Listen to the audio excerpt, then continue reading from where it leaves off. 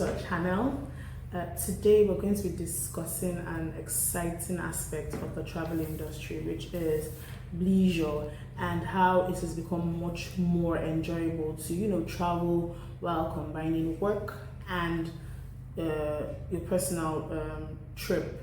So with me today I have Drell. I have Drell with me, and we're basically going to be discussing how the bleisure travel has evolved and how it has made travel much more enjoyable.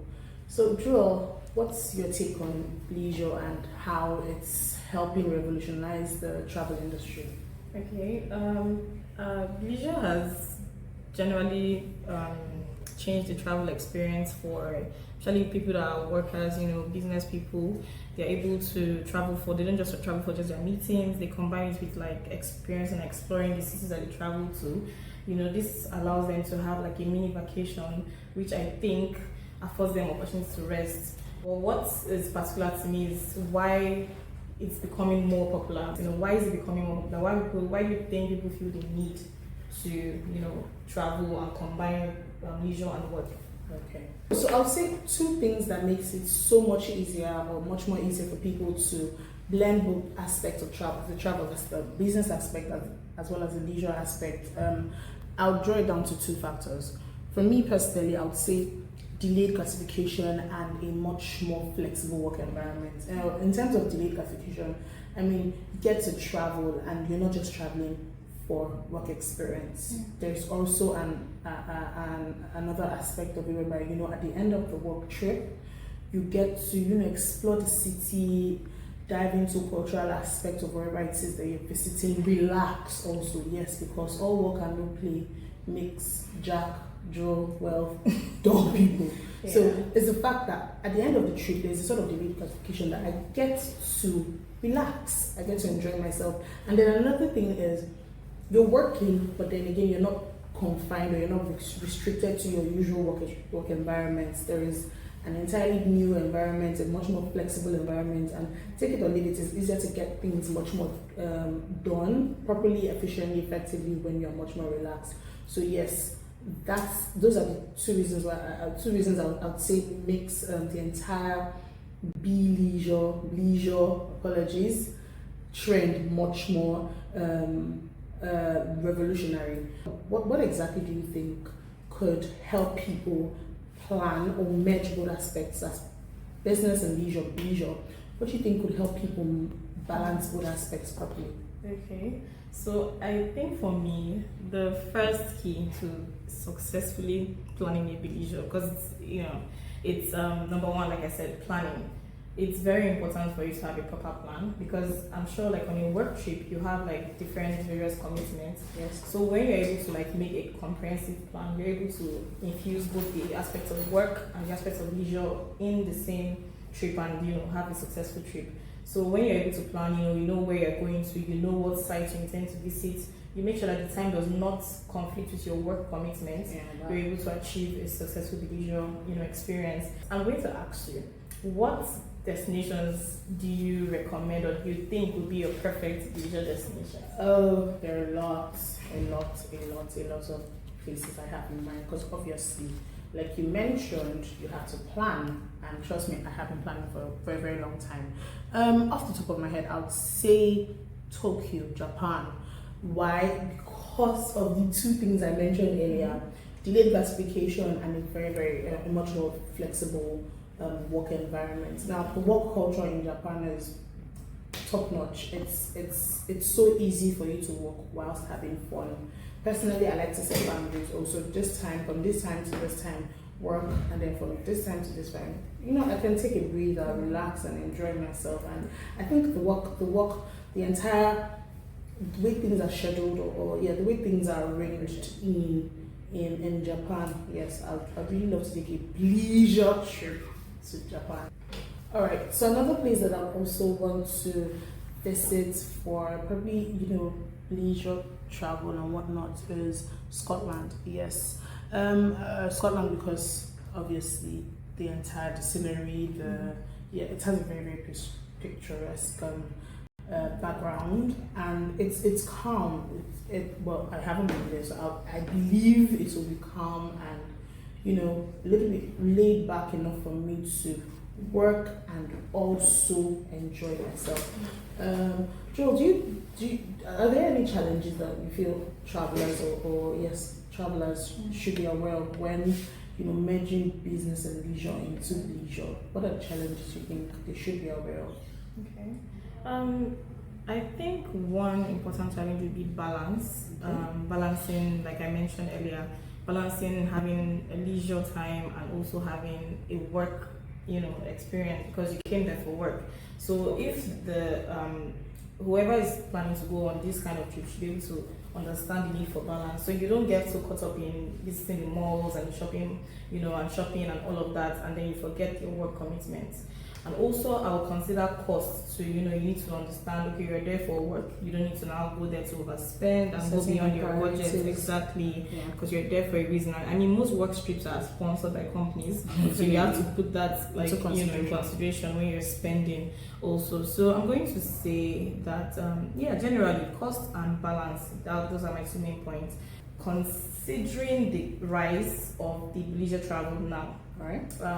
Do you think it's changing the way companies view business trips? Well, I'll say, I mentioned earlier, it's a common saying, all work and no play makes Jack. Well, in our case, we often draw dull people, dull girls. So, I think most companies are now particular about the mental health of people and yes, mental health. So I feel that we've gotten to a position or to an era whereby companies know that people burn out and there is a need for people to relax. So yes, if your work trip is supposed to be for 5 days, if people can take an additional 3 days, 4 days to let blow off steam, let out steam and whatnot, yes. I think companies are beginning to understand that then it's important. There needs to be that balance. There's business, there's leisure, and I mean it's much more cheaper for you to go on a trip and merge both aspects of your life than going on a work trip, coming back to your originating country and then planning another. So it's like you're killing two birds with one stone. It is much more cost effective. So I think yes, companies are already moving with the trends, and companies that aren't, you really need to consider it. So yes, at the end of the day, companies need to know that people need to blow off steam, but it all boils down to balance, as you mentioned. If companies are going to be considering leisure, they also need to create clear-cut travel policies or company policies to help guide people, to ensure that people are really working by these said policies. To that note, how do you think that leisure in itself, in and out of itself, is influencing the entire travel industry? Okay, I like this one. I feel like business travelers now who engage in leisure have greatly influenced the travel industry, in the sense that you see travel agencies now, you see hotels offering leisure activities, you book a resort and then you're seeing a golf course there. Right to the resort, there are like meeting rooms for their actual meeting, but then after the meetings, they have opportunities for the guests to maybe check the resort out, go swimming, go golfing, all of that. So I think it has greatly brought and driven more resources and income for the travel industry in general. Yes. So basically, it's all about just making the travel experience more enjoyable and then effective in terms of work and leisure. Okay, so from all you said, one thing I was able to pick out is, at the end of the day, one thing that will make your leisure trip very, very enjoyable is that you planned, you know your costs, and you prepared basically. And speaking of one other thing that I mentioned, it's much more easier for you to combine two trips whereby you actually attend to your business matter, you treat it, and then create time after to relax and enjoy. And that's one great thing that we do here at Quantum Travels.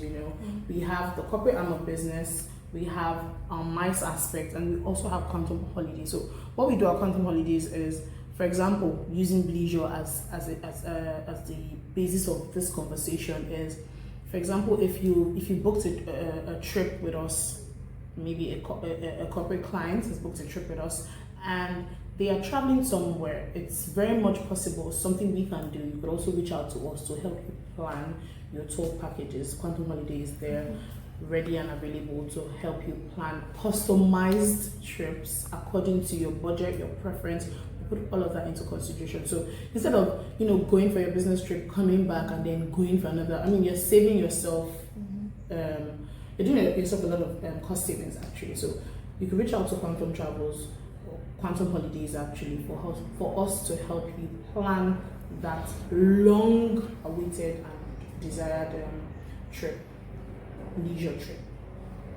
So can you further buttress on the growing trends in the leisure travel? But what do you think we have is going to be in store for most leisure travelers in the future? Well, speaking about trends, the rising trend with leisure trips, I think we'll begin to see much more personalized trips.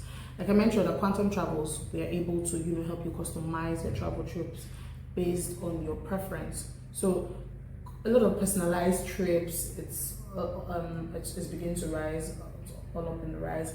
And then another aspect I think would be the fact that we're able to bring technology into it all. We're able to plan our trips, budgets and whatnot with technological advancements. Yes, all of that are things that have really helped the leisure travel aspect. So what advice do you have for basically anybody that wants to make the most of their leisure trip?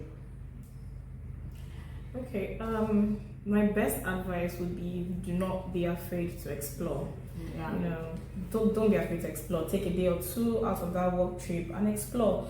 But don't forget to not allow it to interfere with your work commitments. Boundaries. Exactly. So once you can find that balance, that's the key. Thank you. Thank you very much for coming and joining me on this. Thank you all for watching. If you found this very helpful and you found a few insightful tips, travel tips, please do well to like, comment and subscribe to our channel for much more insight.